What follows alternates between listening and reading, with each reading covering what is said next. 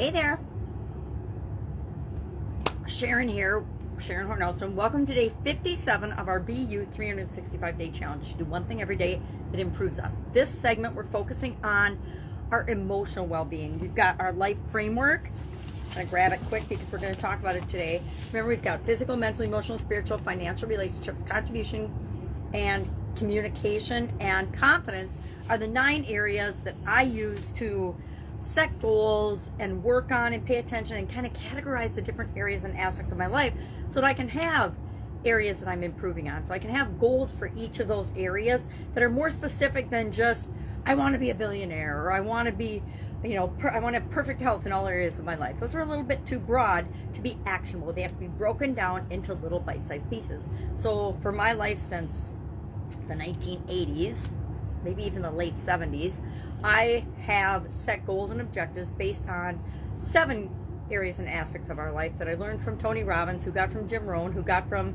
probably Napoleon Hill or someone else, or somebody came up with the idea to break our life into different categories. And there's lots of different frameworks out there, lots of different categories that people break their life into or their businesses into. They're slightly different.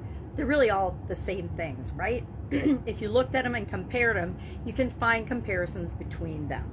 So today we're going to talk about what are the interactions between our emotional area and aspect of our life and our emotions and all the other areas. Now, we're not going to go into detail with each one, but I did find myself doing my own little exercise today that I'll share with you. It wasn't our action item for today, but since I did it, I like to share it with you as well. But let's talk about a couple things about emotions first.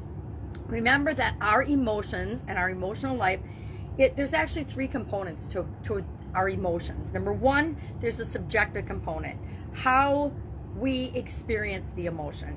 Then there's the physiological component, how our body reacts to the emotion. And finally, the expressive component, and that's how we respond to the emotion or the feeling. So we want to keep in mind that emotions are multi-level. They're not just one little feeling and then they just stop and go away. But we can use our emotions to help us make better decisions. We talked about that a couple of days ago. We can use our emotions to motivate us to act, and we can use our emotions to keep us out of danger, right? To keep us safe, which is probably one of the reasons that developmentally we human beings developed emotions and feelings, right? We have a much bigger set of emotions and feelings to choose from than other living beings on the planet. We feel a lot more feelings than our dogs or our cats or our or horses or different animals or different species, and that's for a reason. Our action item today is going to be to think about each of the different areas of your life and which area do you think is currently being the most affected by emotions in your life. And mine, I'll share mine right now before we even talk about this anymore. Mine, I think, is physical right now, and the emotion I feel the most often is doubt and desire. And as I was creating this little list, I put all the different areas and aspects of our life, and I thought, okay, what is the emotional impact today? And I didn't put that. I was going to do a scale of, how much I think my emotions are impacting this area or aspect of my life on a scale of 1 to 10. And I found myself not doing that. I found myself writing down the emotions that I experience most with respect to my physical health or well-being. And I about 2 down, I started realizing I was putting a positive and a negative, because in each and every one of us, we live in this polar universe, so we always have a positive and a negative tugging away at us. It's kind of like the little devil and the little angel sitting on our shoulder, speaking in our ear, telling us what to think or do or feel. So I actually wrote down a positive and a negative emotion for each one area. So for example, emotional area, I put love and fear. For spiritual, I put connection. For relationships, I put connection, love, and trust. And so each of those will be different for every one of us, but I found it a useful exercise to write down. So what else do we want to think about with respect to emotions and interacting with the other areas and aspects of our life? Our emotional well-being. Our emotions are literally tied and impact all the different areas and aspects of our life. Every single one. I can't think of an area of my life that isn't impacted by my emotions, how I feel and how I emote about different things. Our cognitive processes, such as perception, attention, learning, memory, reasoning, problem solving, decision making, we talked about that the other day, they are all impacted by our emotions and our feelings. Why?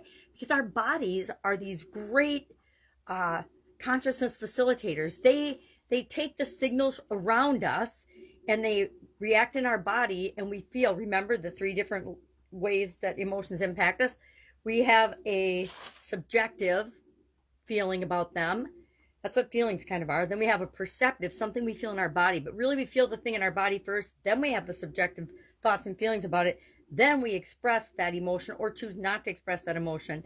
And so there's all those levels of dealing with emotions. Now, our attention is one of the biggest things that is impacted by our emotion, because we'll do selective attention, right? We will pay attention to things selectively. The things that are important to us or that keep us safe, those get our attention.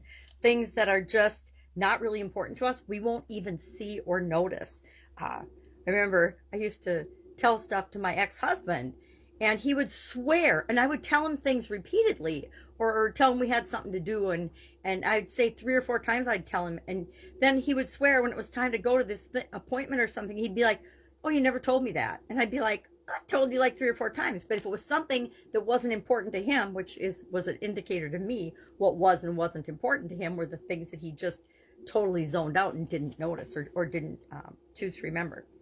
5 reasons. One of the best skills that we can develop as human beings is to recognize and learn to manage and respond to our emotions in a way that is in our best interest at any given moment. Have you ever been in a situation where you get angry or have an argument? Ex-husband again. I can remember a couple of times when we were having an argument in the garage, and an all-out scream battle. I hate to admit that nowadays, but at the time it seemed justified.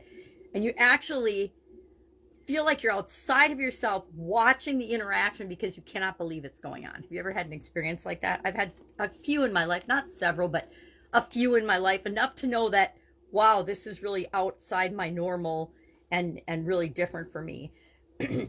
So if we can learn to recognize when our emotions are going the way we want and continue that, or not want, and manage to decide how we want to respond, not just automatically respond, that is one of the best skills we can ever develop. And why is that? Well, because it helps us understand ourselves better. It helps us understand the reason behind our emotions, the reason we do the things we do. It helps us to feel more in control of our emotions. I don't know about you, but I don't like that I'm not in control of myself and my emotions at all. That's one of the reasons after I had kids, but one of the reasons I really stopped drinking alcohol and just don't do it very often. I like my red wine every once in a while, but I just don't choose to participate in getting the out of control inebriated anymore. Not like in the 20s, right? Our emotions, our negative emotions, can lead to negative thoughts and lead to negative actions and behaviors. So that's one of the reasons we want to be able to learn to manage our emotions. We can ask for help. If we're willing to learn and understand our emotions, we can look for help and ask for help and find out how other people deal with situations that we don't want to experience anymore. And they can help us to be a better human being. So our action item begin today. Think about the different areas and aspects of your life and how emotions play into how you're living your physical life, how you're living your spiritual life, how you're living and contributing to the rest of the world. How do emotions play into that? What emotions impact you the most? Share in the comments below just one, the area you think is most impacted right now by your emotions. Again, I said physical because I'm focusing on some physical things, some physical health things, and some not challenges, well, challenges currently, but going to be challenges in about a year for sure. All right, that's our lesson for today. That's our do one thing to improve ourselves for today. Any questions, hit me up. Otherwise, I will be with you tomorrow with another. We got a couple more days of emotions, an emotional segment, and then we're going to switch into mental and mindset. All right, catch you tomorrow.